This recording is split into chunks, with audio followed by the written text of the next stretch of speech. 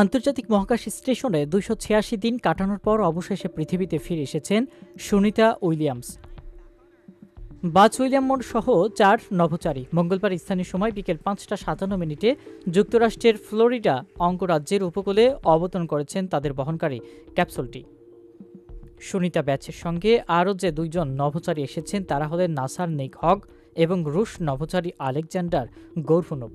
যুক্তরাষ্ট্রের প্রেসিডেন্টের উপদেষ্টা ইলন মাস্কের মালিকানাধীন কোম্পানি স্পেস এক্সের ক্রু ড্রাগন ক্যাপসুলে ফিরে এসেছেন তারা।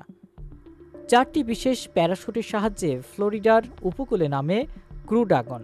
ইলন মাস্ক তার এক্স অ্যাকাউন্টে ক্যাপসুলটির অবতরণের দৃশ্য শেয়ারও করেছেন। গত বছর জুনে বিমান প্রস্তুতকারী মার্কিন কোম্পানি বোয়িংয়ের তৈরি নভোযান স্টারলাইনের চেপে আন্তর্জাতিক মহাকাশ স্টেশনে গিয়েছিলেন সুনিতা ও বাজ।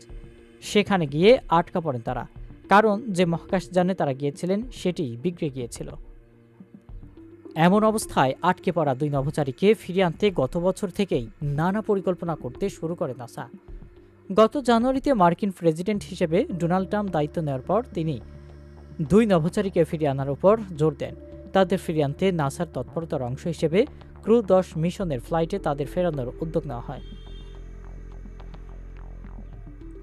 মহাকাশচারীদের অবতরণের পর এক সংবাদ সম্মেলনে নাসার উপসহযোগী প্রশাসক জোয়েল মন্টালাবোনো এবং কার্যক্রম সমন্বয়ক ব্যবস্থাপক বিল ইটসপিচ বলেন, এই মহাকাশচারী আমাদের গর্ব। ৯ মাসে ৯০০ ঘন্টারও বেশি সময় ধরে প্রায় ১৫০টি গবেষণা করেছেন তারা।